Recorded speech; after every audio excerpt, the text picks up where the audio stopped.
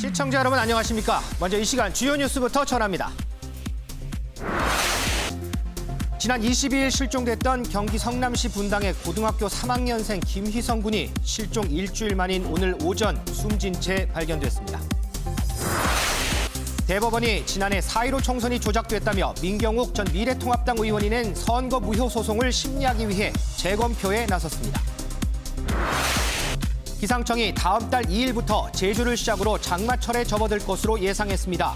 다음 달 2일 제주부터 비가 시작돼 4일에서 5일엔 전라와 남부지방, 7일에서 8일엔 충청지방까지 확대될 것으로 예상했습니다. 성추행 피해 신고 후 극단적인 선택을 한 공군 이모 중사의 유족이 오늘 기자회견을 열고 지금의 국방부 수사본부와 감사관실 차원의 조사는 부적절하다며 국회 차원의 국정조사를 강력히 요청한다고 밝혔습니다. 오늘의 프레스룸 큐시트로 먼저 살펴봅니다. 윤석열, 이재명, 최재형 등등 여야 대권 레이스가 이번 주 본격적으로 막을 올립니다. 슈퍼위크라고도 불리는 이번 한 주 미리 살펴봅니다.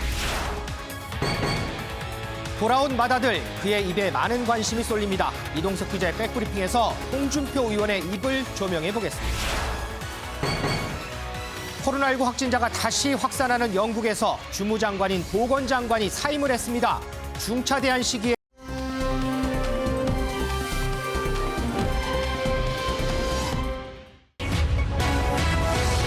실종 고3 학생 끝내 숨진 채 발견. 지난 22일이죠. 하교 후에 행적이 묘연했던 경기도 분당의 고등학교 3학년생 김휘성 군.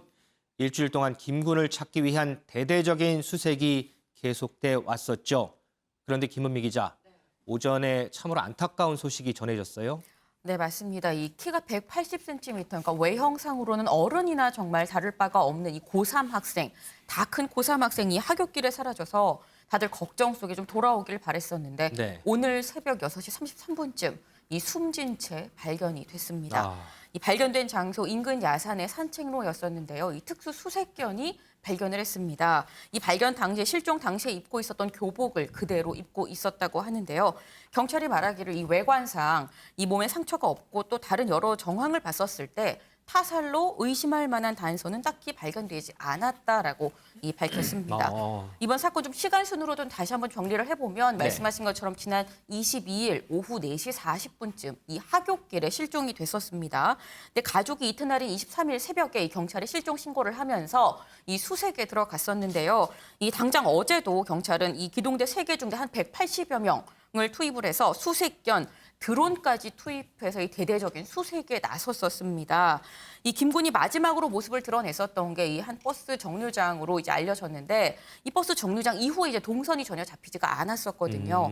그래서 이 경찰이 이 버스 정류장에 정차한 모든 버스의 블랙박스를 다 샅샅이 좀 조사를 했다고 합니다. 네. 이 영상을 분석해 본 결과 김군이 탔던 걸로 지금 추정이 되는 그 버스에는 이 블랙박스가 없기 때문에 이 김군이 어떻게 그 장소까지 이동을 했는지는 뭐 명확하게 알 수는 없습니다만 이 다른 블랙박스가 있는 버스들의 그 영상을 분석을 해봤을 때는 이 블랙박스가 없는 버스를 탄 걸로 추정이 되고 이 김군은 그 버스를 탈 때 교통카드를 쓰지 않고 현금을 내고 탄 것으로 보이는 상황입니다. 이 온라인상에서도요, 김 군을 찾는다는 내용이 퍼지면서 많은 분들의 제보가 이어졌던 것으로 압니다. 참 안타까운 일이 아닐 수 없습니다. 윤정 기자, 네. 그래도 사인은 정확하게 좀 밝혀내야 되겠죠? 네, 맞습니다. 이 앞서 말씀을 하셨던 것처럼 김 군의 마지막 행적이 포착된 건 지난 22일이었습니다. 네. 당시 4시 40분쯤에 휴대전화를 두고 하교를 했는데요. 이 하교를 하기 직전에는 부모님께 야간 자율학습을 마치고 9시쯤 들어가겠다라는 문자 메시지도 남긴 것으로 지금 전해집니다. 이후에 5시 22분쯤에 인근 서점에서 수능 문제집 5권을 아버지 신용카드로 계산을 했고요. 네. 그리고 이후 교복을 입고 학교 방향이 아닌 버스 정류장의 방향으로 걸어가는 모습까지는 포착이 됐습니다. 네. 이후에는 김은미 기자가 설명을 한 것처럼 이 현금을 타고 버스를 현금을 내고 버스를 탄 것으로 지금 추정이 됩니다. 이후 행적이 미궁에 빠진 이후로 이 범죄 가능성도 제기가 되기도 했었고 네. 또 말씀하신 것처럼 많은 시민들이 제보를 하기도 했는데요. 결국에는 싸늘한 주검으로 돌아오게 됐습니다. 이 경찰은 타살의 혐의점은 없는 것으로 보이기는 하지만 이 정확한 사망 원인 파악을 위해서는 이 부검을 진행한다는 방침입니다. 또 정확한 사망 시각 그리고 사건 경위에 대한 조사도 이어가고 있습니다. 무사히 집으로 돌아오도록 모두가 간절히 기도했습니다. 그런 마음 무시하고 참으로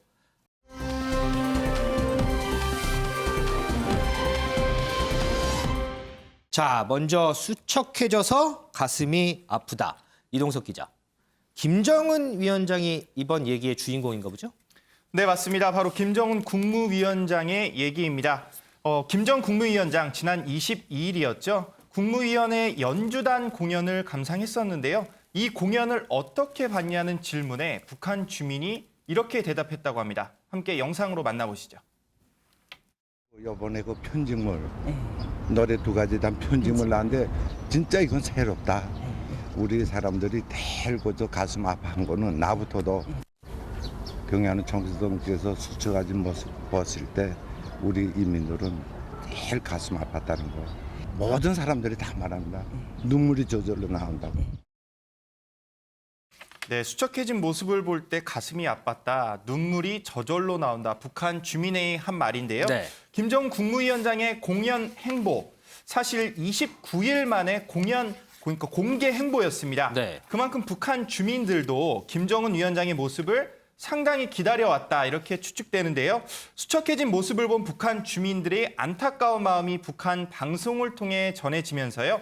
건강 이상설을 불식시키려는 의도가 있지 않냐 이런 현재 분위기가 감지되고 있습니다. 건강 이상설이요. 그렇습니다. 자, 아무래도 지금 김정은 위원장 모습을 보면 예전에 봤던 모습들하고 상당히 좀 달라 보여요. 그래서 지금까지 계속 이런저런 설들 엄청나게 난무했었잖아요. 네, 맞습니다. 김정은 국무위원장 불과 한 달 전과 확연히 다른 모습이 보이고 있습니다. 해외 언론은 물론이고 국내 언론은 체중이 감소했다는 내용을 앞다퉈 현재 보도를 하고 있는데요. 사진을 통해 보시기에도 약간 수척해진 모습을 확인하실 수 있습니다. 아니, 한눈으로 봐도 그냥 확연히 드러나요. 그렇습니다. 지난해 11월 그리고 올해 3월 그리고 지난 5일 북한이 공개한 사진을 비교해 보면요. 시계줄이 줄어든 거를 확인하실 수 있는데요. 네, 김정은 위원장의 체중 감소는 그동안 제기된 건강 이상설을 무력화시키는 동시에 민심 안정을 꾀하려는 행보로 현재 전문가들은 분석을 하고 있습니다. 국정원은 앞서 지난해 11월이었죠. 김 위원장의 체중이 140kg에 달한다는 보도를 하기도 했는데요. 아이고, 네. 하지만 통일부는 김 위원장의 건강 이상설에 선을 계속해서 그었습니다. 그러면서 그걸 판단할 동향은 없는 것으로 판단하고 있다. 이런 목소리를 전하기도 했습니다. 은영미 의원님, 네. 김정은 국무위원장 하면 뭐 북한에서는 최고 존엄이라고 부르잖아요. 네, 그렇습니다. 이 최고 존엄의 건강 상태를 주민 인터뷰를 통해서 간접적으로 내비친다.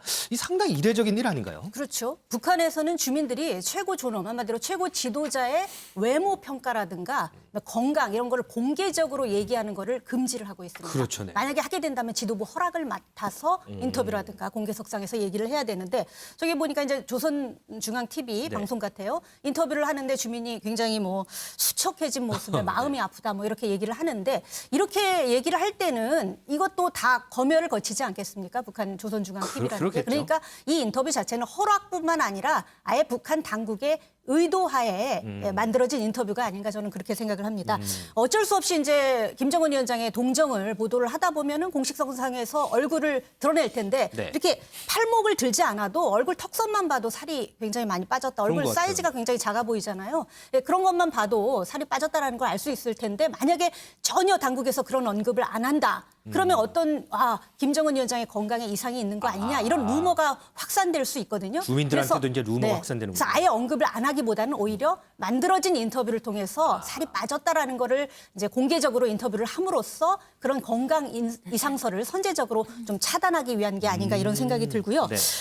동시에 이제 정권의 질서에 이렇게 살이 빠져도 뭐 정권의 질서에 아무런 문제가 없다라는 이제 자신감을 보여주기 위한 차원이라고 봐야 할 것 같습니다. 특히 이제 정부에서는 실제로도 건강 이상이 있다라는 뭐 정보가 없다라고 이제 뭐 정확한지는 모르겠습니다만 얘기를 하고 있기 때문에 네. 140kg, 170cm 정도의 키에 140kg이면 굉장히 건강에 안 좋을 수밖에 없는 상황이에요. 그래서 건강을 좋게 하기 위해서 다이어트를 한 게 아닌가 이렇게 분석이 되고 있고요. 또 이제 시기적으로 지금 김정은 위원장이 나날이 강조하는 게 지금 식량 문제입니다. 그렇죠. 그만큼 경제 회생, 왜냐하면 대북 제재가 굉장히 몇 년간 지속되면서 강화되면서 식량 문제가 굉장히 급부상하고 있고 그래서 경제 회생이라든가 민생 안정을 강조하는 그런 시기거든요. 그런데 주민들은 지금 못 먹어서 허덕이고 있는데 최고 지도자라는 사람이 살찐 모습으로 나타나면 그것만큼 또 리더십에 타격이 올 수밖에 없기 때문에 네. 이렇게 나는 민생 걱정 그런 걱정을 하면서 살도 빠졌다라는 모습을 보여주기 위해서 그런 차원에서 아마 애민 통치를 강조하기 위해서 내부 결속을 다지기 위해서 이런 인터뷰를 한 게 아닌가 이런 생각이 듭니다. 글쎄요. 이것도 다 김정은의 통치 스타일인가요? 글쎄요. 궁금해집니다.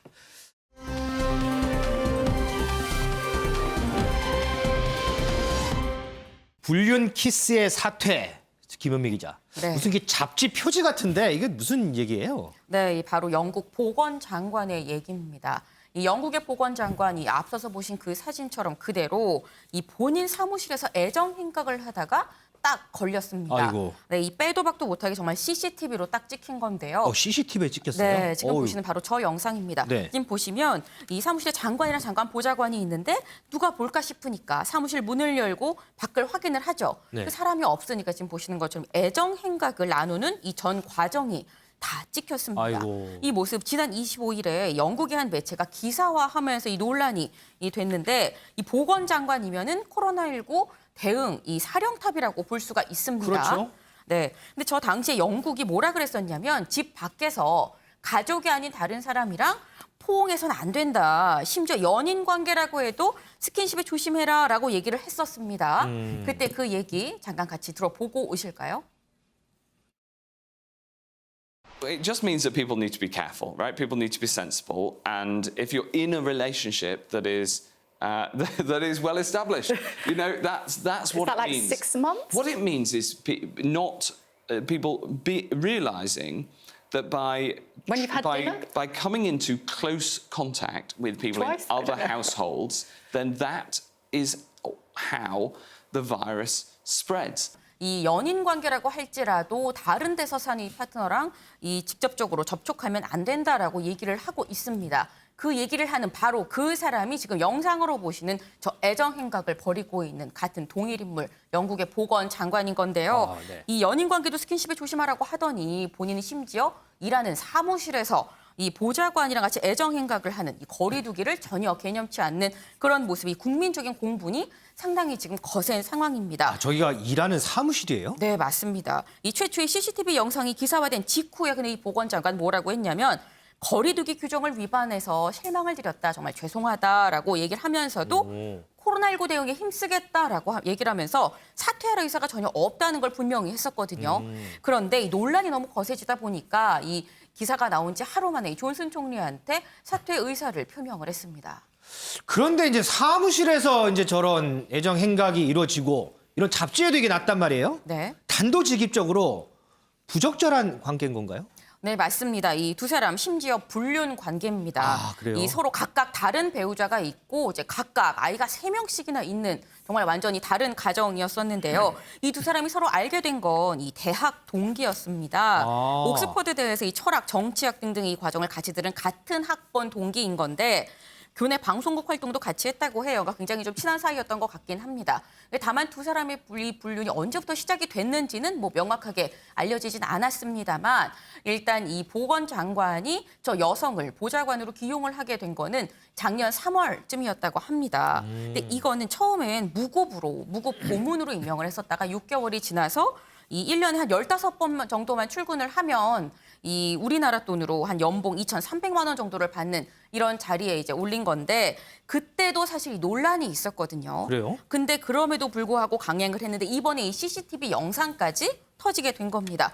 이 보건장관은 이 CCTV가 곧 기사화가 된다는 얘기를 듣자마자 바로 집으로 가서 아무것도 모르고 있는 아내한테 이러저러해서 내가 이런 일이 터졌다라고 자초지종을 아이고. 설명하고 네. 15년간의 이 결혼 생활에 종지부를 찍기로 결정을 했다고 하는데요. 어허이. 이 CCTV 때문에 이 보건장관 이 직장도 잃고 가정도 잃게 됐습니다. 윤 대표님, 네.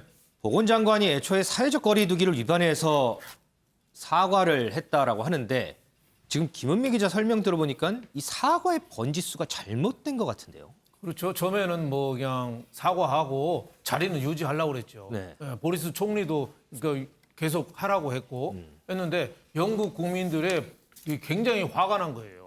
영국이 어떤 나라입니까?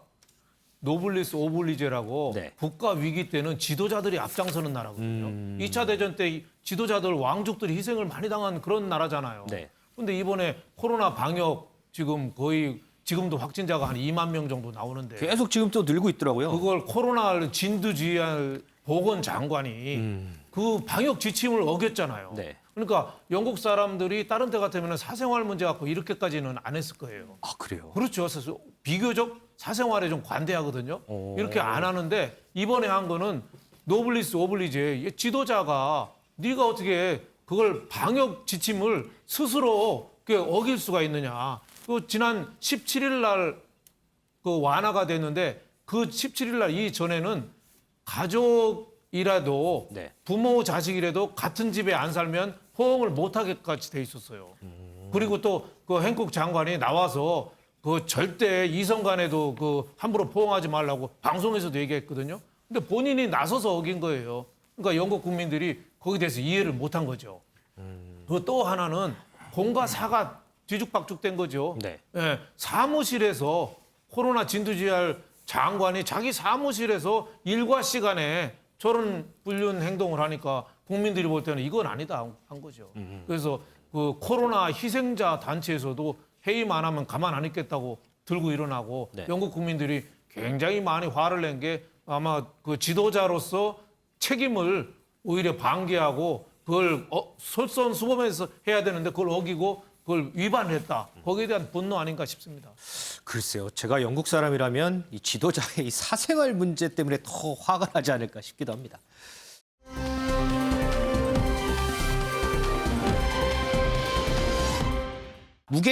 무개념 관중을 찾습니다. 윤지영 기자. 네. 어떤 관중이 무개념 관중인 거예요?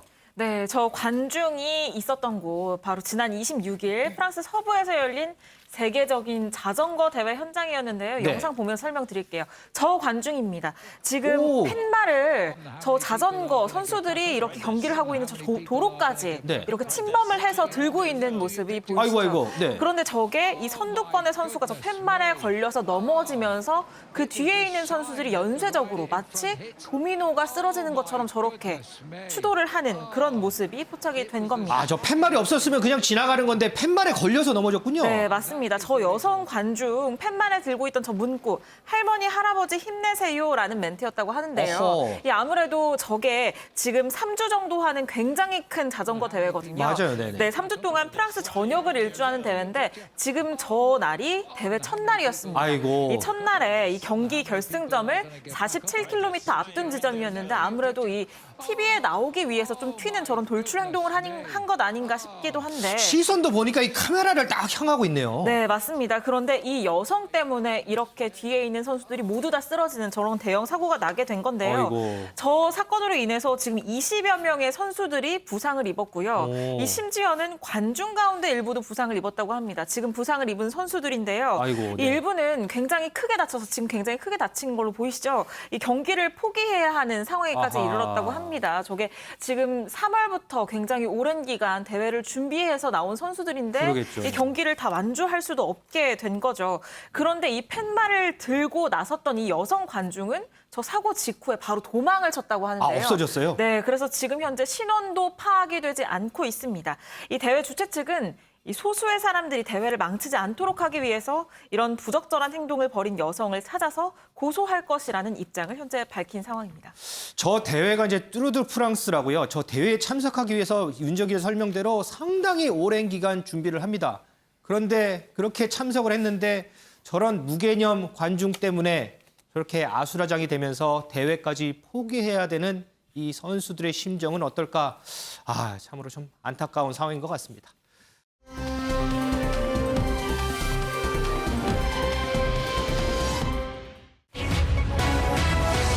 대선 슈퍼위크 시작됐다.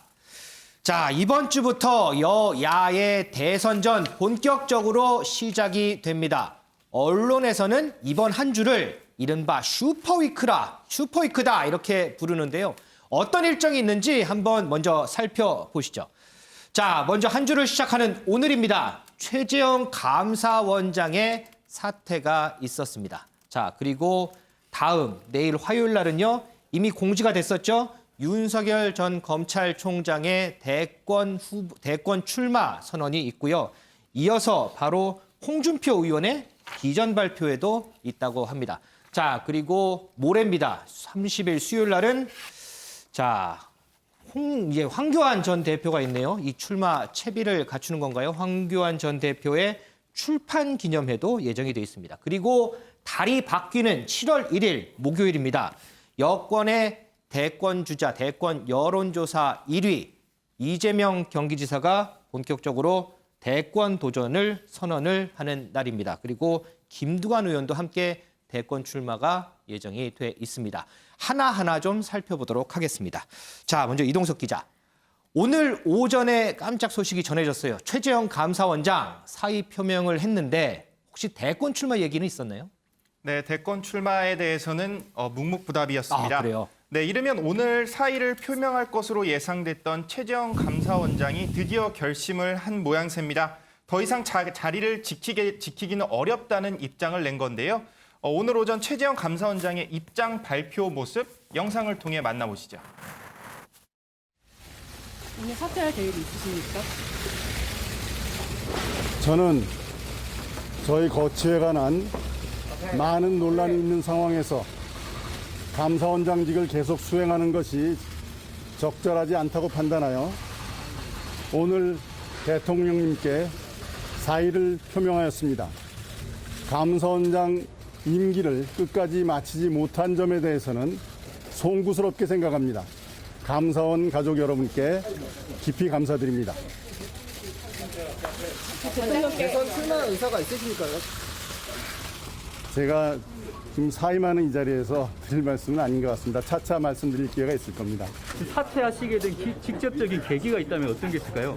감사원의 어떤 정치적 중립성이나 이런 문제와 관련해서 제가 감사원장직을 계속 수행하는 것은 적절치 않다고 판단했습니다. 출마 가능성을 열어두고 계시는 건 맞다고 생각하면 될까요? 그건 차차 말씀드리겠습니다. 네, 그건 차차 말씀드리겠습니다. 네. 기자들 입장이 끝나자마자 첫 질문이 대권 출마를 하시나요? 바로 이거였는데요. 그게 가장 궁금하겠죠. 네, 맞습니다. 어떤 역할을 할지 숙고하는 시간을 가지려고 한다. 이게 감사원장직을 내려놓으면서 한 말인데요. 대선 출마 의사에 대해서는 차차 말씀드리겠다. 이런 여지를 남겼죠. 대권 출마에 대해 부인을 하지 않은 만큼 사실상 대권 행보에 돌입했다. 이게 정치 전문가들의 분석입니다. 네. 저에 대한 기대와 우려를 잘 알고 공개 석상에서 이렇게 밝힌 만큼 최 원장의 대권 행보는 이미 시작됐다. 이렇게 말씀드릴 수 있을 것 같습니다. 이 기자, 근데 일전에 이 최재형 원장 부친이 이 최재형 원장이 정치에 입문하는 걸 반대한다 이런 보도가 있었잖아요. 그런데 오늘 사의 표명한 걸 보면 부친을 설득을 한 것 같아요. 네, 일단 본격적인 정치 행보에 돌입하기 전에는 결재를 받아야 될 게 있습니다. 뭔지 아십니까? 결재요? 네. 무슨 결재를 받을까요? 네, 바로 가족으로부터 결재를 그렇죠. 받아야 되는 건데요. 네. 최 원장의 정치 행보에 부친은 굉장히 걱정이 많으셨던 것 같습니다. 한 언론은요, 최 원장의 부친이 반대를 하고 있다면서 효자인 최 원장이 아버지를 설득시키고 있다고 이렇게 보도를 했었는데요. 최 원장은 가장 존경하는 인물로 부친을 꼽으면서 프로필 사진에는 아버지와 함께 사진을 찍은 모습을 올려놓기도 했습니다. 네. 그만큼 부친을 설득하기 위해서 지난 주말에도 부친을 찾았다는 현재 보도가 잇따랐었는데요. 최 원장이 오늘 사의를 밝힌 만큼 결국 부친을 설득하면서 본격적인 대권 행보에 돌입한 게 아닌가, 이런 분석이 현재 나오고 있는 상황입니다. 자, 김은미 기자. 조금 전에 이제 영상을 보니까 기자들이 이제 대권 출마 가능성을 이제 물어보잖아요. 그랬더니 차차 말씀드리겠다 이런 대답을 해요. 네. 이 대답 어디서 많이 들어본 대답 같아요. 네, 많이 들어보신 것 같죠. 그래서 저희가 특별히 준비를 했는데요. 이 윤석열 전 총장이랑 최재형 감사원장의 얘기 같이 좀 들어보고 오시죠. 오늘 처음으로 이렇게 제가 나타났는데 이제 제가 걸어가는 길을 보시면은 차차 아시게 되지 않겠나. 제가 아까 좀 지켜보시라고 했잖아요. 차차. 제가 지금 사임하는 이 자리에서 드릴 말씀은 아닌 것 같습니다. 차차 말씀드릴 기회가 있을 겁니다. 출마 가능성을 열어두고 계시는 건 맞다고 생각하면 될까요? 그건 차차 말씀드리겠습니다. 네, 지금 보시면 뭐 윤석열 전 총장처럼 이 최재형 감사원장도 이 향후 정치 행보를 묻는 기자들의 질문에 차차 말씀을 드리겠습니다라고 얘기를 하고 있습니다. 네. 이 국민적인 궁금증에 대해서 지금 본인이 스스로 속도를 좀 조절하는 그런 모습인 건데 윤석열 전 총장 사실 앞서 보신 저 차차 저 발언 때문에 여권에서 윤차차라는 이 별명을 지어줬었잖아요. 그랬었죠, 네. 그런데 이거를 최재형 감사원장이 아는 건지 모르는 건지 네. 이 최 감사원장도 이 차차라고 얘기를 했습니다. 때문에 아무래도 이 여권에서 이번엔 또 최차차라는 별명을 붙여주는 건 아닌지 모르겠습니다. 글쎄요, 뭐 어쨌든 여권에서도 지금 뭐 견제를 하고 있으니까 이 최재형 감사원장에 대해서 또 어떤 별명이 붙을지 이 부분도 좀 살펴보면 좋을 것 같습니다. 자, 이 문재인 정부에서 요직을 두루 거쳤죠. 이 두 사람. 그래서 많이 비교가 되는데요. 또 여권이 아닌 야권을 통해서 정치에 입문할 것으로 예상된다는 점도 비슷합니다. 두 사람 임명 당시 모습 영상으로 한번 보고 오겠습니다. 문재인 대통령은 오늘 감사원장 후보로 최재형 현 사법연수원장을 지명했습니다. 감사원의 독립성과 정치적 중립성을 수호하면서 신뢰받는 정부를 실현해 나갈 적임자로 기대합니다. 임명장 최재형 감사원장의 임명 2018년 1월 2일 대통령 문재인. 우리 자신에게 부끄럽지 않도록 감사 업무를 수행하는 것만이 성공적인 국가 운영에 기여하는 길이라고 저는 확신합니다. 2019년 7월 25일 대통령 문재인. 권력에 휘둘리지 않고 그런 자세를 앞으로도 계속해서 끝까지 조금 지켜주십사 하는 것입니다. 부족함이 많은 제게 개혁에 관한 업무를 맡겨주셔서 어깨가 무겁고 막중한 책임감을 느낍니다. 네, 이렇게 많은 기대를 갖고 임명된 두 사람이었습니다. 지난 2019년 11월 청와대에서 반부패 정책협의회가 열렸는데 당시 사진입니다. 윤석열 당시 검찰총장, 최재형 감사원장 모두 함께 있는 모습입니다.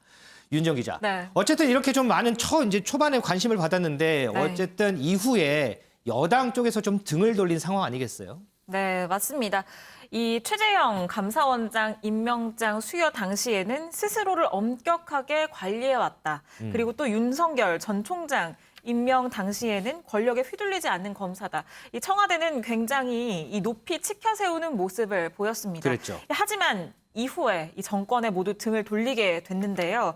이 윤 전 총장이 등을 돌리게 된 것은 이 조국 전 법무부 장관의 가족 관련 의혹 수사를 시작을 하면서 이 여당의 비판을 받기 시작했고 맞아요. 그 이후부터 만날 수 없는 평행선을 그어왔습니다. 이 최재형 감사원장 역시 이 월성원전 1호기 경제성 평가 조작 의혹 감사 과정에서 이 절차에 불법성이 있었다라는 소신 발언을 하면서부터 이 정부와 대립각을 세우게 됐는데요. 네. 이후에는 결국에는 모두 정부에 등을 돌리고 이 초기에는 직에 대한 책임감을 굉장히 강조를 했던 두 사람 모두 이 임기를 끝까지 수행을 하지 못하고 중도에 사퇴하는 그런 모습을 보이게 됐습니다. 이 정부의 대립각을 세우고 나오는 이런 모습으로 인해서 통상적으로는 이렇게 정권의 인사라고 한다면 뭐 이후에 정치를 시작하게 되더라도 이 여당 쪽으로 이 들어가게 되는 경우가 일반적인데 그렇죠. 이 두 사람의 경우에는 이 정부의 대립각을 세우는 어떤 저항의 이미지, 이런 이미지 때문에 모두 이 야당으로 야권에 남는 그런 모습을 보이게 됐습니다. 자, 김원민 기자, 어쨌든 최재형 감사원장 오늘 이 직을 던졌어요. 여권 반응 만만치 않을 것 같은데요? 네, 그야말로 맹폭을 하고 있습니다. 굉장히 많은 사람들이 최재형 감사원장에 대해서 비판적인 목소리를 내고 있는데요. 이 여권의 대선 주자 중에 한 명이죠. 양승조 의원. 양승조 의원은 최재형 원장에 대해서 물건을 보니까 마음이 동했냐라고 얘기를 했습니다. 오호, 네. 이게 대체 무슨 얘기인 건지 직접 들어보고 오시죠. 윤석열 총장도 최재형 원장도 어떤 현 정부의 다른 측면에서 어떤 반대되는 그 주장을 한 거에서 반사적 측면에서 지지율이 있다는 것은 뭐 분명한 사실 아니겠습니까? 그런 점에서는 정부 여당이 책임이 없다고는 볼 수 없는 거죠. 물건을 보니 이제 마음이 동요해서 도둑질한다는 건데 여러 가지 상황에서 언감생심은 마찬가지입니다. 그런 가운데 이제는 어떤 정부 여당의 지지율이 좀 떨어지고 그런 거에서 반사적으로 본인이 부각되니까 출마를 했다는 것도 저는 뭐 언감생심과 같은 측면이라고 생각합니다. 의원이 아니라 지사로, 충남지사로 정정을 합니다. 네네. 이 보면 문재인 정부의 사람이잖아요. 최재형 감사원장, 윤석열 전 총장. 그런데 이 현 문재인 정부가 지금 비판을 받다 보니까 이거의 반사 이익으로 지금 본인들의 지지율이 나오는 거 아니냐 때문에 그 지지율을 보고 지금 마음이 동해서 직접 대통령에 오르고자 하는, 그러니까 이른바 도둑질하고자 하는 마음이 생긴 거 아니냐, 견물생심이다라고 비판을 한 건데요. 네. 이제 그러면서 얘기하기로는 이 사정기관 책임자를 지냈던 사람은 재직기간에 따라서 출마 자체를 좀 제한을 해야 된다라고 얘기를 합니다. 네. 그러니까 뭐 이른바 윤석열 최재형 방지법을 만들어야 된다라는 주장인 건데 네. 이 양승조 지사 말고도 정말 많은 사람, 뭐 김의겸 열린민주당 의원은 이 최재형 감사원장은 청와대에서 회의할 때도 이 회의 내내 불편한 기색이 역력했었다라고 얘기를 하면서 이 청와대, 이전부터요? 네, 이 청와대에 본인이 근무할 때 기억까지 소환을 했습니다. 그러면서 이 감사원 사람들 얘기를 들어보면 원래부터 이 전형적인 태극기 부대의 논리를 폈다라고 한다라는 이 전언을 전했는데요. 그 외에 뭐 강훈식 의원은 야당에 오죽 인물이 없으면 여당 사람들을 지금 데리고 가느냐, 자체적으로 인물 좀 개발해라라고 얘기를 하기도 하고, 이 정청래 민주당 의원은 이 망둥이가 뛰니까 꼴뚜기도 뛴다, 꼴불견이다라는 얘기를 하기도 했습니다. 자, 그럼 윤지영 기자, 반대로 국민의힘은 어떨까요? 네, 국민의힘은 우호적인 시각을 나타내고 있습니다. 네. 특히 이준석 대표는요, 최 원장에 대해서 항상 좋은 평가를 하고 있고 충분히 저희와 공존할 수 있는 분이라고 판단한다라고 밝혔는데요. 다만 정치 참여에 대한 부분은 이 어느 당 박 주자라고 하더라도 고독한 개인의 결단을 위한 시간이 필요할 것으로 본다. 밀지도 당기지도 않는 상황이다라고 해서 좀 일정한 거리를 두는 모습도 보였습니다. 현재로서는 최 원장이 정치를 시작하게 된다면 이 국민의힘으로 입당할 것이라는 관측이 우세한 상황입니다. 네. 여기에 대해서 기자들도 오늘 질문을 했는데요. 그 부분에 대해서 최 원장은 지금 말씀드릴 일이 아닌 것 같다라면서 구체적인 언급은 피했습니다. 하지만 이 고민의 시간이 그렇게 길지는 않을 것으로 보는 게요. 네. 이 국민의힘은 경선 버스를 늦어도 8월 말에는 출발을 시킨다는 입장입니다. 네. 그렇기 때문에 최 원장도 만약에 이 정치 선언, 대권 출마를 결심을 하게 된다면 이 국민의힘 경선 마지노선인 8월 말, 그러니까 2달 정도 안에는 어떻게 할지에 대한 결정을 내려야 한다는 판단입니다. 은영미 의원님. 네. 어쨌든 이제 최재형 감사원장에 대해서 대권 도전, 기정사실화하는 시각이 뭐 훨씬 더 많아요. 네. 그리고 그러면서 이제 윤석열 전 총장하고 이제 좀 우리 기자들 이제 설명대로 많이 좀 비교가 되거든요. 그렇다면 최재형 감사원장 입장에서는 어쨌든 윤석열 전 총장과 경쟁을 해야 되는데, 자, 그러면 내가 과연 윤석열 전 총장과 어떻게 차별화를 해야 될까? 이 부분이 좀 가장 고심이지 않을까요? 네, 일단 두 사람이 많이 비슷한 점이 많죠. 일단은 둘 다 중립성과 독립성이 생명인 헌법상 기관, 헌법기관의 수장이라는 점이고 현 정부의 공직자인데 야권의 대권 주자로 나온다는 점, 이런 것들이 공통점이라고 할 수 있고 둘 다 또 법조인 출신이에요. 그렇죠. 그런데다가 그러다 보니까 법치, 공정, 상식 뭐 이런 것들을 내세우고 또 강단 있고 소신 있는 이미지 맞서면서 이런 이미지가 강조되다 보니까 두 사람이 많이 공통점이 많은 게 사실입니다. 그런데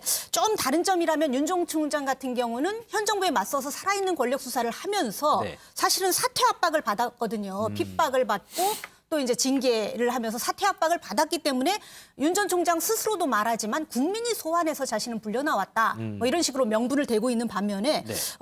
최재형 전 감사원장이죠. 전 감사원장 같은 경우는 뭐 월성원전 의혹 같은 거 정부와 각을 세우면서 정권의 비리를 수사하면서 물론 이제 정권의 일부 인사들의 압박을 받기는 했지만 그렇대도 본인 뜻대로 감사를 했고 또 이제 원래 김호수 전 검찰총장을 원래 감사위원으로 앉히려고 수차례 청와대에서 앉게 해달라고 했는데 본인이 다 거부했고 실제로 앉지도 못했어요. 그만큼 그렇게 알려졌죠. 네, 그만큼 이제 각을 세우면 정부가 각을 세웠지만 본인 뜻대로 그래도 하신 분입니다. 그렇기 때문에 이번 사퇴도 누가 뭐 나가라 하고 압박을 했다기보다는 본인이 스스로 자진 사퇴를 하면서 대선 출마를 노리는 뭐 이런 국면이기 때문에 좀 윤 전 총장과는 좀 명분 측면에서 윤 전 총장보다는 좀 명분이 더 떨어지지 않느냐 이런 지적을 받을 수 있어요. 네. 어쨌거나 이제 두 분이 다 대권에 출마한다는 내일 이제 윤 총장은 대권 출마 선언을 하는 그렇죠. 거고 최재형 감사원장도 다음 달 중순쯤 할 거라는 뭐 예상이 많은 상황이니까 네. 그렇게 봤을 때 그럼 최재형 전 감사원장은 윤 전 총장보다 도대체 뭐가 나은 거야? 비슷한 거는 맞는데 뭐가 나은 거야? 차별점이 뭐야? 이런 의문을 갖게 마련이죠. 네. 그렇게 봤을 때 일단 강점 하나. 최재형 전 원장은 일단 그 도덕성 검증 부분에서 윤 전 총장보다 좀 자유롭습니다. 아, 그래요? 윤 전 총장 같은 경우는 처가 의혹 등이 지금 도덕성 검증 부분이 아킬레스건이거든요. 네네. 그런데 최재형 전 감사원장 같은 경우는 할아버지가 독립투사고 아버지는 6.25 전쟁 영웅이에요. 이렇게 그 안보 관련 명문가입니다. 네. 그리고 본인도 이제 두 아들 입양해서 키운 거, 그다음에 친구를 업어서 등교시킨 점 등 굉장히 미담 스토리의 주인공입니다. 인간적인 면모가 돋보이는 그런 스토리가 있는 게 강점이고요. 뭐 인사청문회 때도 그런 점이 많이 부각이 됐었죠. 그렇죠. 그게 국민들한테 어필하는 거거든요. 그런 다음에 지역 기반이 일단 최재형 전 감사원장은 PK예요. 윤 전 총장은 뭐 탄핵도 있지만 전통적인 보수층으로부터 국민의힘 지지층으로부터 약간의 거부감이 있지만 최재형 감사원장은 PK 지역이기 때문에 거부감이 없다라는 거, 거부감이 덜하다는 게 강점이라고 볼 수 있는데 그러나 가장 큰 약점이 있죠. 윤석열 전 총장은 이미 지난해부터 올 초 들어서 이미 야권의 대권 주자 1위로 지지율이 우뚝 섰지만 최재형 전 원장은 요즘 꿈틀거리기는 합니다만 여전히 잘 모르는 사람들이 많고 지지도가 낮아요. 이게 지금 한 5% 안팎 잘 나오면 이런데 이것이 얼마나 이제 올라갈 수 있을지가 문제고 그다음에 윤 전 총장도 지금 석 달가량 사퇴를 하고 대권 수업을 받았지 않습니까? 그렇죠. 네. 평생 법조계에 몸담았는데 국정운영 수업이라는 거를 해봐야 되는데 국정을 운영하려면 준비가 돼 있잖아요. 준비 기간이 좀 그렇죠. 짧다는 그런데 점이 최재형 있군요. 전 감사원장은 이제 사퇴를 하고 뭐 이제 준비를 한다고 하면 윤 전 총장보다 또 덜 준비가 됐을 가능성이 높다. 그리고 국민의힘 내 정의화 전 국회의장 같은 분이 지지 세력으로서 최재형 감사원장을 이제 끌어들였지만 실제로 국민의힘 지지 기반이 약하다는 점 등 그래서 그런 점 등이 다른 대권 주자를 이겨야 되는데 윤 전 총장 말고도 그런 점들이 좀 약점으로 꼽히고 있거든요. 그래서 최재형 전 감사원장은 윤 전 총장과 비교돼서 윤 전 총장이 중도 난마할 거에 대비한 플랜 B다 이런 얘기가 나오는 이유이기도 한 거죠. 자, 최재형 감사원장의 앞으로 행보 좀 더 지켜보도록 하겠습니다. 이어서 내일 대권 도전을 선언하는 윤석열 전 총장 얘기도 해보겠습니다. 윤정 기자. 네. 내일 이제 출마 장소가 이 윤봉길 의사 기념관이에요. 그런데 네. 지난 주말에 여길 답사했다 이런 얘기가 좀 있네요. 네, 맞습니다. 이 답사하듯이 바로 어제 30분 정도 이 기념관에 머물렀는데요. 아, 바로 어제예요? 네, 저희가 어제 사진도 좀 가지고 와봤습니다. 영상으로 지금 준비가 되어 있는데 저건 27일 날 모습이고요. 바로 어제 사진 좀 준비해 주실 수 있을까요?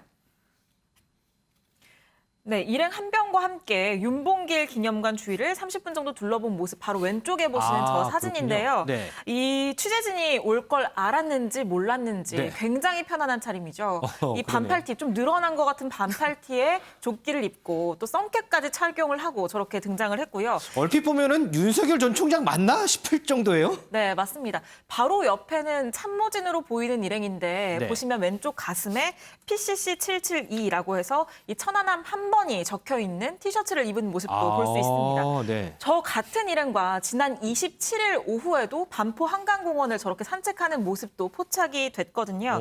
저때 당시에도 굉장히 편안한 차림인데 이 저때의 차이점이 있다면 저때는 선캡이 아니라 이 천안함 모자를 쓴 모습이 포착이 됐다는 겁니다. 아, 이게 천안함 모자예요? 네, 천안함 모자가 이 순국한 장병들의 넋을 기리고 또 유족들을 지원하기 위해서 이 실제 생존 장병들이 판매하는 이 천안함 모자인데 이 앞에는 자수로 된 천안함 전체의 모습이 나오고 왼쪽엔 태극기가 박혀 있거든요. 지금 저 모습입니다. 지금 저 모습은 또 지난 19일에 서초동의 한 공원을 산책하는 모습으로 보이는데요.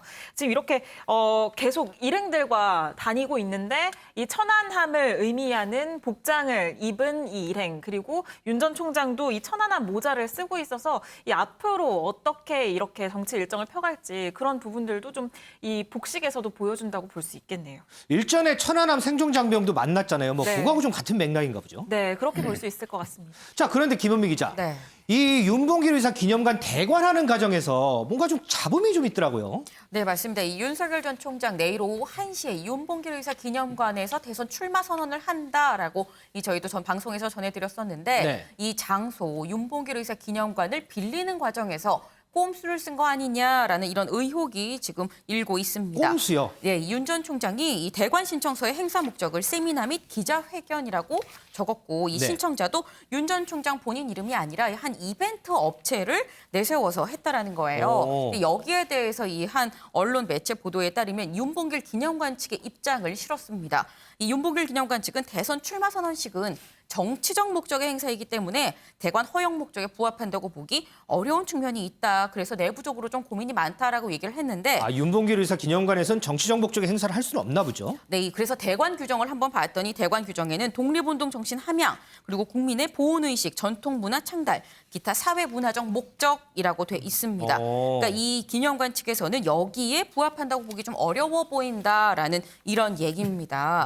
그러면서 이 기념관에서 얘기를 한 게 처음부터 윤 전 총장이 여기에서 이 대선 출마 선언식을 하겠다라고 얘기를 했었더라면 내부에서 좀 더 논의를 심도 깊게 거쳤을 텐데 대선 출마 선언식을 여기서 한다는 걸 우리는 언론 보도를 보고 알았다라고 얘기를 했어요. 하지만 또 지금 와서 취소를 한다고 하면 또 다른 정치적 논란은 나을까 싶어서 이 허가한 거를 또 취소하기는 어려울 것 같다라고 얘기를 했습니다. 자, 그럼 윤 기자, 그 윤석열 전 총장 측에서는 뭐라 그래요? 네, 윤 전 총장 측은 이 대관 과정에서 문제가 없었다는 입장인데요. 이 어제 기자단에게 공지를 했습니다. 공지 내용을 보면 이 윤봉길 기념관은 사회적인 목적으로 정해진 비용을 내고 대관을 할 수 있고 또 종전에도 정치 행사를 한 사실이 있다. 그리고 또 예약 과정에 대해서는 이 장소가 변경될 가능성이 있고 행사 보완을 위해서 세미나 및 기자 간담회로 적었지만 이후에 본계약을 하기 전에는 윤석열 정치 선언 행사라는 사실을 미리 밝히고 대관 비용을 지급을 했다는 겁니다. 이 통상적인 대관을 두고 꼼수로 표현한 건 이 정치적으로 편향된 것이고 사실관계가 맞지 않다고 밝혔는데요.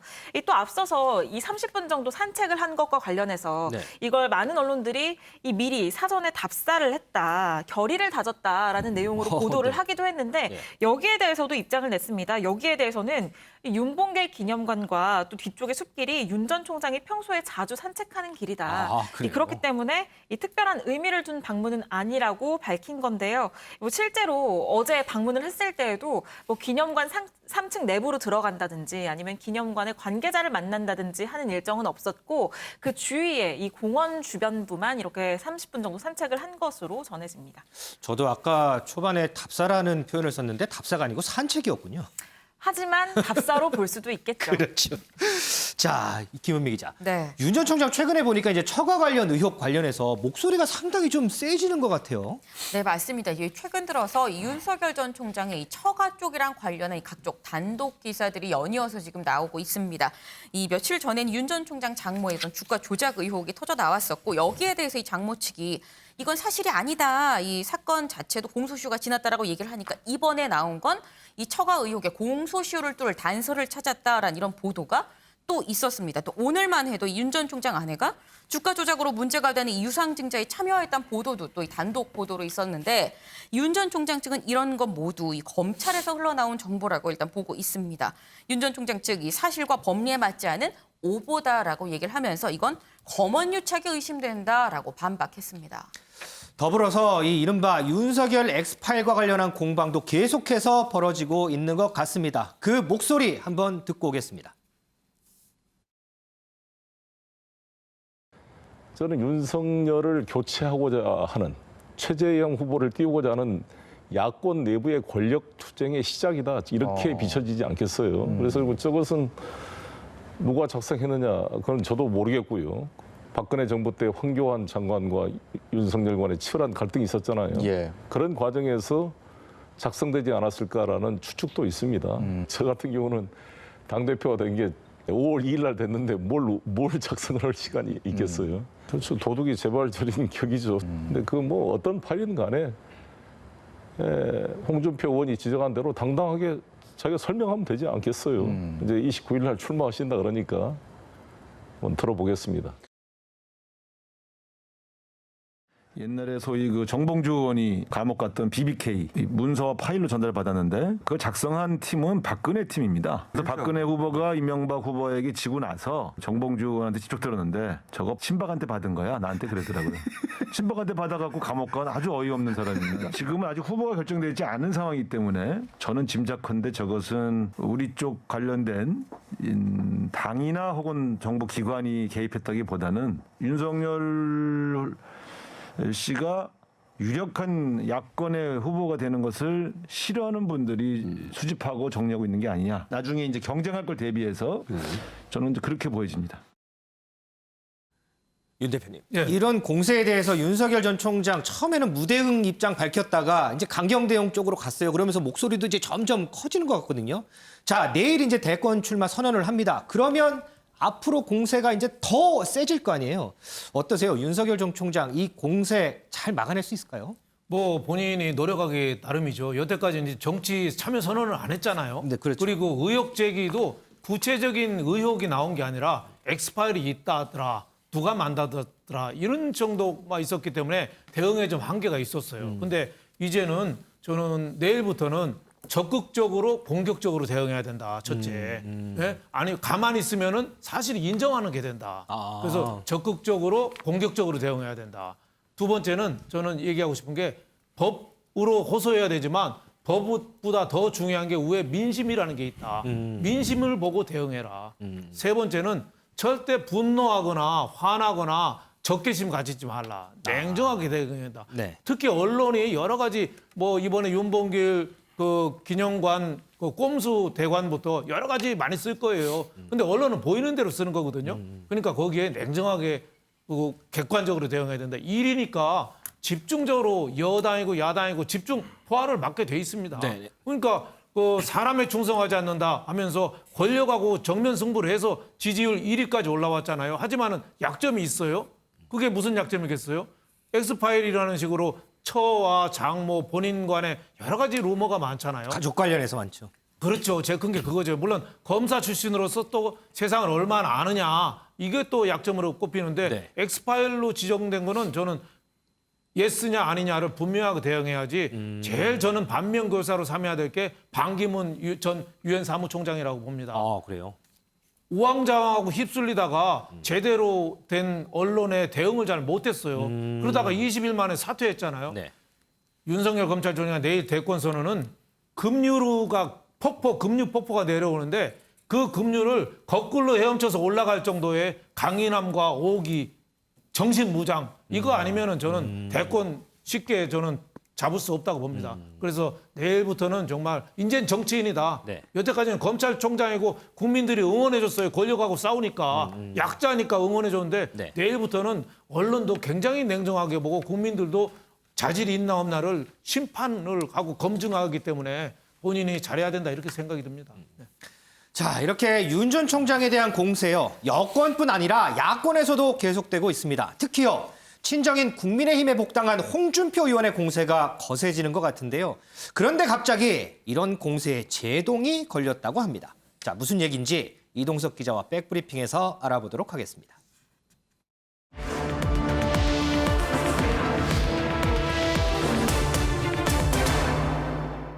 이 기자, 먼저요. 이 홍준표 의원 복당 이후에 이 발언에 거침이 없는 것 같아요. 네, 맞습니다. 홍준표 의원 국민의힘에 복당하자마자 윤석열 전 검찰총장을 겨냥하면서요. 굉장히 큰 각을 세우고 있습니다. 네. 앞서 복당 기자회견에서는 홍준표 의원 이런 발언을 했다고 하는데요. 홍 의원이 어떤 말을 했는지 함께 영상으로 보시죠.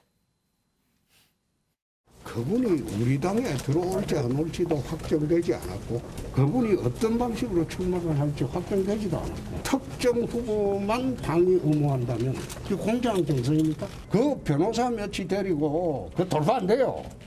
작년에 압도적 1위는 이낙연이었어요. 금년 1월에 이재명 지사가 치고 올라왔어요. 3월에 윤석열 전 검찰총장이 치고 올라왔어요. 내년 3월까지 간다고 봅니까? 나라 통치하는데 검찰 수사는 1%도 안 됩니다. 99%는 검찰 수사하고는 아무 상관없는 거예요. 근데 그게 경선 과정에 다 나올 거예요. 네, 윤석열 전 검찰총장의 경력 그리고 윤석열 엑스파일을 전면에 꺼내들면서 야권 후보 견제에 나선 겁니다. 네. 이뿐만이 아닌데요. 홍 의원은 윤 전 총장을 신상품에 비유하기도 했었었죠. 네. 저희가 지난주에 전해드린 바 있는데요. 네. 홍 의원의 발언도 저희가 영상으로 준비해봤습니다.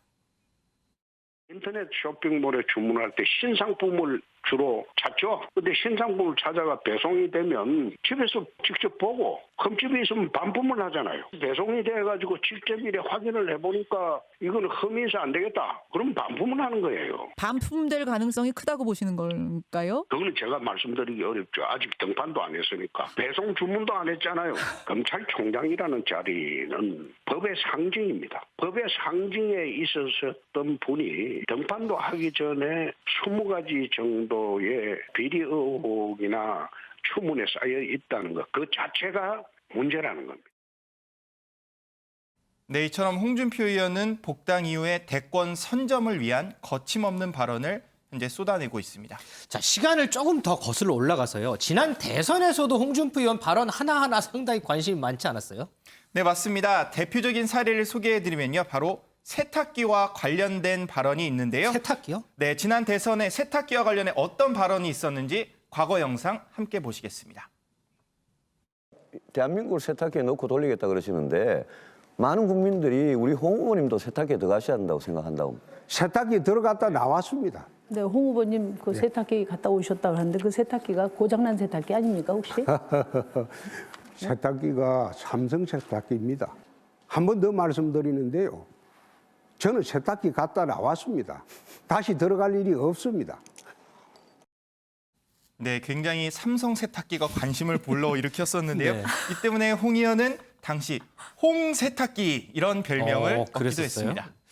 자, 이렇게 입담을 과시했던 홍준표 의원. 뭐 입담에 앞서 이제 우리가 처음에 들어갈 때 얘기했는데 입담에 제동이 걸렸다 이런 얘기가 있어요. 이거는 무슨 얘기예요? 네, 맞습니다. 현재 국민의힘 내부에서는요. 홍 의원의 복당과 함께 윤 전 총장을 겨냥한 거침없는 입담에 현재 불만의 목소리가 속속 들려오고 있습니다. 네. 특히 초선 의원들을 중심으로요. 자제해야 한다 이런 목소리가 현재 상당한데요. 원희룡 제주지사는 윤석열이 타격을 입으면 자신에게 이익이 온다는 생각은 착각이다 이런 쓴소리를 전하기도 했는데요. 앞으로 홍 의원의 발언에 자제에 나설 수도 있다 이런 목소리가 현재 나오고 있습니다. 바로 국민의힘 당대표가 나섰기 때문인데요. 그래요? 네, 이준석 당대표가 오늘 오전에 어떤 발언을 했는지 함께 들어보시겠습니다. 한 가지 특별한 부탁을 하고 싶습니다. 당 안에 계시는 잠재 후보군은 당 밖에 있는 범야권 후보군이 함께할 수 있도록 우려 섞인 비판의 메시지는 잠시 자제하실 것을 권하겠습니다. 국민에게 내놓기 전에 비빔밥에 아직 빠진 재료들이 좀 있습니다. 네, 이준석 대표, 홍준표 의원을 이렇게 콕 집어 말하진 않았습니다. 하지만 이건 누가 들어도 홍 의원을 정명 겨냥한 발언으로밖에 해석될 수 없는데요. 그런 뉘앙스 같네요. 맞습니다. 이준석 대표가 이 발언을 한 곳 다름 아닌 최고위원회의 회의장이었습니다. 네. 국민의힘 최고의결기구에서 공개적으로 말하면서요. 더 이상 가만히 지켜만 보지 않겠다. 이런 거를 강력히 말한 것으로 풀이됩니다. 자, 이 홍준표 의원 앞으로 정말 좀 브레이크가 좀 걸릴지 아니면 계속해서 악셀레이터를 밟고 갈지 이 부분 좀 지켜봐야 되겠네요. 이 기자 수고했습니다. 자, 홍준표 의원 관련해서 한 가지만 더 짚어보죠. 김은미 기자. 네. 홍준표 의원 복당 이후에 이 대권 여론조사에서 지지율 변화가 좀 있었나 봐요. 네, 이 홍준표 의원 지난주에 국민의힘에 복당을 했습니다. 복당하고 이제 나흘밖에 되지 않았는데 이 불과 나흘 만에 지지율이 쑥 올라갔습니다. 나흘 만에요? 네, 지금 보시면 이 1위, 2위, 3위 윤석열, 이재명, 이낙연 뭐 1위, 2위, 3위는 어떤 여론조사에서도 이 세 명이 엎치락뒤치락 바뀌진 않죠. 세 명이서 다 뭐 나눠서 하는데 4위를 보시면 지금 홍준표 의원입니다. 6.1%의 지지를 얻었어요. 5%를 돌파했군요. 네, 근데 지난주에는 4.3%였었거든요. 네. 그러니까 불과 이 복당하고 나흘 만에 1.8%포인트가 오르면서 순위가 지금 2계단이나 6위에서 4위로 오른 건데 이렇게 보게 되면은 사실 1위에서부터 5위까지 국민의힘의 이 대권 주자로는 홍 의원이 유일한 셈입니다. 그러네요. 자, 은영 위원님. 네. 이 여론조사를 보면요. 여권 한 번만 잠깐 좀 짚고 갈게요. 지금 보면 어쨌든 여권에서는 이재명 지사가 부동의 1위잖아요. 25.5%. 그 밑으로 이제 이낙연 전 대표 이렇게 쭉 있는데 전세균 전 총리하고 이광재 의원이 오는 7월 5일까지 단일화를 하겠다고 해요. 네. 자, 이런 후보 간의 단일화 앞으로 뭐 계속해서 좀 이뤄질 것도 같은데 여권의 이 대권 구도의 변화가 좀 있을까요? 네, 상황에 따라서는 뭐 변화가 있을 수도 있죠. 왜냐하면 지금 민주당 예비 경선에 9명이 출사표를 던졌어요. 구룡이라고 하는데. 그렇죠. 일단은 1강, 이재명 1강, 1중이 이낙연이에요. 그리고 나머지는 7약이에요. 한마디로 정세균 전 총리마저도 한때는 박용진 의원이 3위를 했고 한때는 또 추미애 의원이 3위를 했고 오늘 여론조사만 해도 지금 정세균 전 총리가 추미애 의원한테 전 법무장관한테 뒤지는 상황이거든요. 네네. 그러니까 정세균 후보 입장에서는 만약에 이제 그 6명으로 컷오프가 이루어지는데 그러니까 예비 경선에서 6명을 추려가지고 11일까지 본선에 올립니다. 그런데 이 6명을 추리는데 지금 정세균 전 총리가 원래는 3위에 안착할 줄 알았죠. 처음에 출마를 빅3라고도 선언할 때만 해도. 불렸잖아요. 근데 지금 상황에서 보면 몇 등을 할지 뭐 4등을 할지 5등을 할지 6명 안에는 들 걸로 보이지만 굉장히 좀 불안한 상황이거든요. 그러면 좀 아무래도 본인의 입지에 타격을 입을 수밖에 없죠. 그런데다 이광재 의원 같은 경우는 친노 대표 주자면서 다른 후보들에 비해서 젊다는 그런 강점이 있음에도 불구하고 지금 지지율로는 상당히 미미하게 나오고 있어요. 네네. 그러니까 9명 중에서 6명 안에 들지 못할 수도 있단 말입니다. 그러니까 이 상황에서 그 이광재 의원으로서도 만약에 탈락한다면 본인의 입지에 굉장히 타격이 있을 수 있기 때문에 이 상황에서 예비 경선을 앞두고 정세균 후보와 이광재 후보가 이해가 맞아 떨어졌다 이렇게 볼 수 있고요. 네. 그렇다면 이제 만약에 이제 정세균 후보와 이광재 후보가 단일화를 해서 단일 후보가 됐다면 6명 안에 들 수 있을 것 같습니다. 그렇게 되면 누구로 했어요. 단일화될지는 뭐 저는 뭐 장담을 해서는 안 되지만 정세균 후보 쪽이 좀 더 유리하다고 보는데 아무래도 지금 지지율로만 보면 그렇게 단일 후보가 6명 안에 들었을 때 지금은 1강 1중 그다음에 다약이지만 예. 그 경우에 만약에 이제 친노 친문범 지지층들이 만약에 정세균 이광재 단일 후보한테 표를 줄 경우 이중이 될 수도 있는 거예요. 이낙연과 정세균 이광재 단일 후보 중에 이중이 될 수도 있는 거고 그렇다면 본선에 갈 때 누가 2등이 될지 모르죠. 그러면은 나중에 결선 투표까지 가게 된다면 결선 투표까지도 노려볼 수 있기 때문에 정세균 후보 입장에서는 전 총리 입장에서는 이번에 단일화가 굉장히 중요한 단초를 마련하는 거다 이렇게 볼 수 있을 것 같습니다. 자, 이 여권 또는 야권 앞으로 이 대선 구도가 이런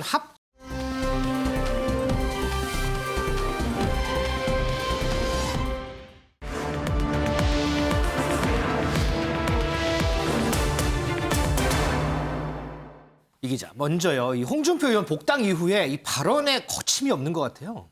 네, 맞습니다. 홍준표 의원 국민의힘에 복당하자마자 윤석열 전 검찰총장을 겨냥하면서요. 굉장히 큰 각을 세우고 있습니다. 네.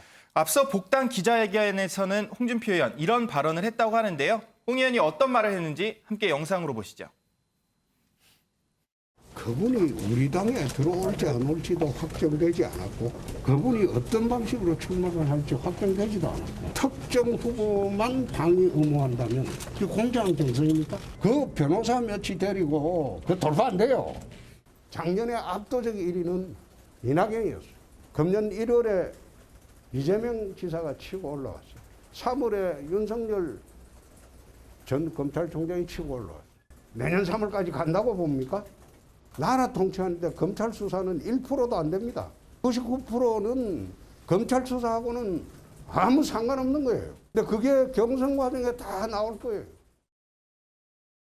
네, 윤석열 전 검찰총장의 경력 그리고 윤석열 X파일을 전면에 꺼내들면서 야권 후보 견제에 나선 겁니다. 네. 이뿐만이 아닌데요. 홍 의원은 윤 전 총장을 신상품에 비유하기도 했었었죠. 네. 저희가 지난주에 전해드린 바 있는데요. 네. 홍 의원의 발언도 저희가 영상으로 준비해봤습니다.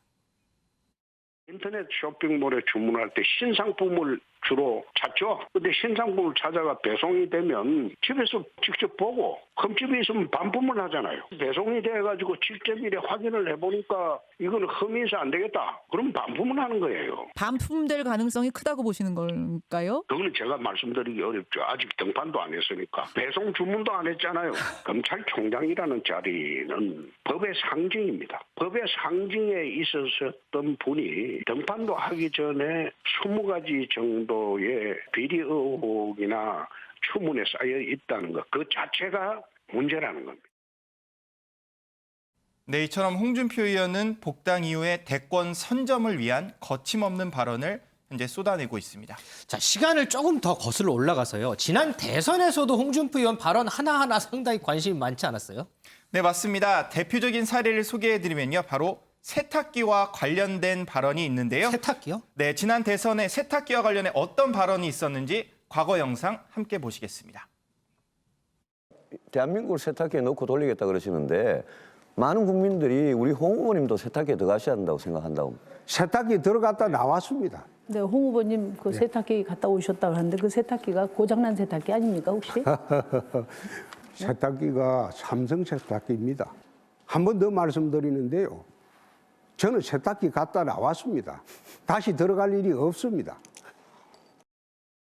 네, 굉장히 삼성 세탁기가 관심을 불러일으켰었는데요. 네. 이 때문에 홍 의원은 당시 홍세탁기 이런 별명을 얻기도 그랬었어요? 했습니다. 자, 이렇게 입담을 과시했던 홍준표 의원. 뭐 입담에 앞서 이제 우리가 처음에 들어갈 때 얘기했는데 입담에 제동이 걸렸다 이런 얘기가 있어요. 이거는 무슨 얘기예요?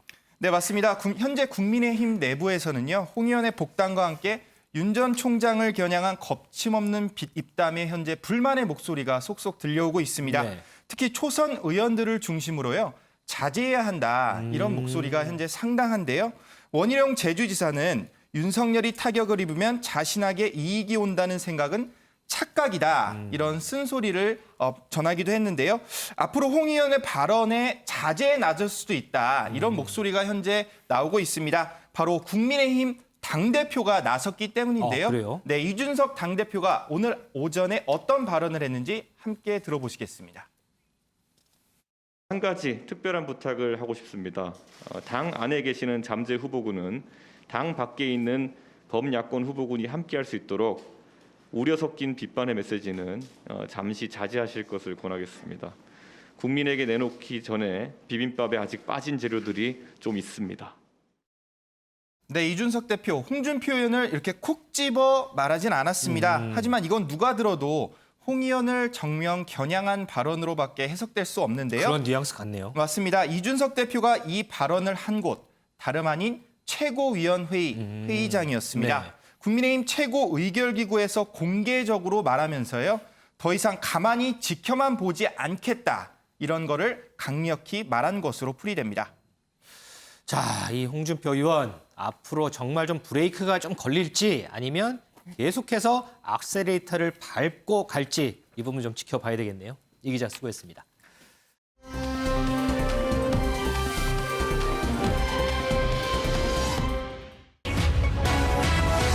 투기 의혹 김기표 사퇴, 또 인사 참사. 이 공직자 재산 공개를 통해서 부동산 재산 91억 원에 채무 56억 원이 신고된 게 알려지면서 부동산 투기 의혹이 불거졌던 김기표 청와대 반부패 비서관이 사퇴했습니다. 김은미 기자. 네. 그런데 이 김기표 비서관 임명된 지 얼마 안 되지 않았어요? 네, 맞습니다. 임명된 지 불과 3개월밖에 되지 않았는데 3개월이요? 예, 자진 사퇴했습니다. 그 이유 바로 부동산 투기 의혹 때문이었는데요. 네, 반부패 비서관의 역할, 공직자의 비리를 감시하는 역할입니다. 그래서 이름도 반부패 비서관인 건데 그렇죠. 이 김기표 전 반부패 비서관 지난 26일에 이 고위공직자 재산 등록 사항이 공개가 됐습니다. 여기에 따르면 전 재산 지금 39억여 원 정도로 나오는데 보면 이 전 재산은 39억여 원입니다만 부동산 재산이 91억 원이 넘습니다. 네. 그런데 또 여기서 주목할 게 금융 채무가 56억 원이 넘습니다. 예, 이게 상쇄돼서 지금 최종 39억여 원의 재산이라고 지금 신고가 된 건데 부동산이 90억이 넘는 거 이거 대체 어떻게 된 건지 한번 열어보니까 아파트도 있고요. 상가도 3채나 있고 땅도 있고 오피스텔도 있습니다. 그러니까 부동산이 종류별로 지금 다 있다고 볼 수 있는 거죠. 네. 그런데 금융 이 부채가 많았잖아요. 그러니까 이게 보니까 은행 근저당을 지금 최대로 해서 이 대출을 총동원해서 부동산을 산, 그러니까 이른바 우리가 보통 얘기할 때 B2라고 얘기를 하죠. 그렇죠. 빚을 져서 투자를 한. 물론 이게 B2라고 얘기를 할 땐 보통 투기라고 이 얘기를 하잖아요. 부정적인 의미로 쓰이죠. 그렇죠. 그런 형태를 지금 띠고 있는 건데 또 심지어 뭐 일부 대지는 재산 신고에서 누락되기도 했었고요. 그런데 이런 의혹에 대해서 김기표 반부패 비서관은 이 해당 땅은 개발이 좀 불가능한 지역이고 일부 땅도 자금 사정이 좋지 않은 이 지인 요청으로 부득이하게 사게 됐다. 오해를 들여서 대단히 송구하다라는 입장을 냈었습니다만 그럼에도 불구하고 논란이 지금 계속 더 커지면서 결국 어제 이 사의를 표하고 문 대통령은 이걸 즉각 수용을 했습니다. 자, 그런데 윤지영 기자. 청와대 인사검증 과정에서 이런 사실을 알고 있었다라는 얘기도 나오네요. 네, 맞습니다. 이 청와대 고위 관계자는 김 비서관 인사 검증 때 부동산 내역을 확인을 했고 이 취득 경위와 자금 조달 방식을 점검했지만 이 검증자 본인이 적극적으로 이야기하지 않는 부분까지는 검증할 수 없다라고 밝히면서요. 이 부동산 취득이 투기 목적은 아니었다고 본다는 얘기를 수차례 반복했습니다. 이 김 비서관에 대한 인사 조치는 변호사 시절에 이 부동산을 정당한 방법을 통해서 투자를 한 것이지만 여론을 감안해서 인사 조치를 한 것이다라고도 밝혔는데요. 이런 청와대 발표를 두고 이 청와대의 입장이 국민의 정서와 너무 동떨어진 것 아니냐는 비판이 계속해서 제기가 되고 있습니다. 이 내 집 마련을 위한 대출도 현재 이 투기와의 전쟁이라는 명목으로 막고 있는데 수십억 원의 빚을 내서 상가를 구입한 고위 공직자가 투기가 아니었다라는 입장이 납득하기 어렵다는 건데요. 이뿐만 아니라 청와대의 부실한 인사 검증 시스템도 현재 도마에 오른 상태입니다. 그럴 것 같네요. 네, 야권은 물론이고요. 여권에서도 이 인사 검증 시스템에 대한 지적이 나오고 있는데요. 이 여권 관계자 목소리 들어보시죠. 이제 변명하기는 좀 어려울 것 같고요. 김기표 비서관이 임명되기 직전에 부동산에 대해서는 조사가 이루어졌던 것으로 알고 있어요. 인사 검증의 문제가 인사수석 소관이기 때문에요. 인사수석이 그거에 대한 총 책임은 질 필요는 있어 보입니다. 문재인 대통령의 청와대 3인방 문의 고리를 쥐고 있는 문고리이기도 하고 그럴 문자 문고리이기도 합니다만 이 문고리 3인방 김외숙, 이진석, 이광철에 대한 경질을 강력히 촉구합니다. 인사가 만사라고 하는데 김외숙 수석에 의해서 그동안 진행되었던 인사는 망사투성이었습니다. 네, 너무 1주택에만 이렇게 검증을 집중하다 보니까 뭐 상가나 아니면 토지 등에 대한 검증은 좀 부실했던 것 아니냐라는 지적도 계속해서 나오고 있고요. 이 심지어는 김 비서관이 임명되기 불과 20일 전인 3월 11일에 기억하시나요? 청와대는 LH 투기 사태 논란으로 인해서 비서관급 이상에 대한 부동산 전수조사를 벌였는데 문제가 없다라는 발표를 내놨습니다. 맞아요. 네. 그리고 불과 20일 만에 김 비서관을 임명을 한 건데요. 이런 상황에서 어떻게 반부패 비서관에 대한 부동산 검증이 제대로 되지 않았느냐라는 비판이 거센 상황이고요. 그렇기 때문에 현재 이 인사수석 비서관에 대한 책임론이 여권에서까지 제기가 되고 있는데 여기에 대해서 청와대 고위 관계자는 이건 개인의 책임보다는 검증 시스템이 문제가 크다라면서 이 수석 비서관 경질론에 대해서는 선을 그었습니다.